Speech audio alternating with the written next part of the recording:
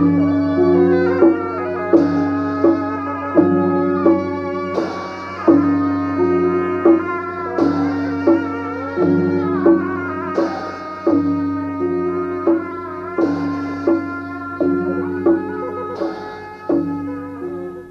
งกว่าน้ำต่ำกว่าเรือพอน้ำเหนือรากมีมากเหลือเกินคืออะไรสูงกว่าน้ำต่ำกว่าเรือพอน้ำเหนือกรากมีมากเหลือเกินฮัลโหลไฟฟ้าครับครับฟองน้ำครับฟองน้ำก็ถูกแต่ใครถูกแท้ๆคืออันหยังสูงกว่าน้ำต่ำกว่าเรือพอน้ำเหนือหลากมีมากเหลือเกินคือน้ำตั้งเหนือมากับมีมากนักกว่าฟองน้ำก่อนอย่างอ้อสูงกว่าเรือสูงกว่าน้ำต่ำกว่าเรือพอน้ำเหนือหลากมีมากเหลือเกินอะไรเอ่ยอะไรเอ่ยฮัลโหลครับการนมัสการครับที่ไหนฮะแม่ต่อไหครับแม่ต่อไหทำไมเนาะครับอย่างอ้อปวกก็ครับปวก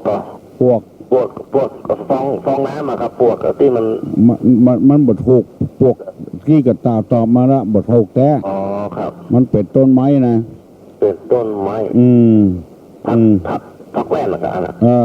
ผักแว่นเกือบจะถูกละใหญ่กว่าผักแว่นใหญ่กว่าผักแว่นบัวเกือบจะถูกละเกือบถูกละบัวกระบาดใจผักแว่นกระบาดใจ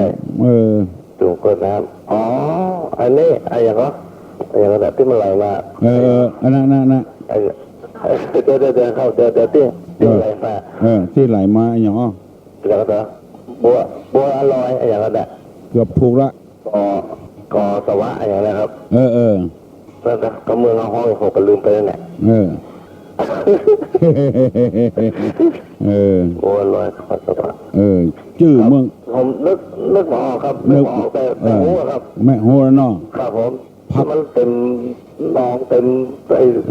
แม่น้ำมาเต็มไหลมาห้องอย่างโหนะลืมไปละผักตบชวาแม่นะครับผักตบชวาครับยินดีเนอะครับผมขอบคุณแม่เต่าไหตอบว่ามันลืมชื่อมันแต่กึดได้ละมันลอยไปลอยมาบัดใจฟองน้ำบัดใจปวกเป็นผักตบชวา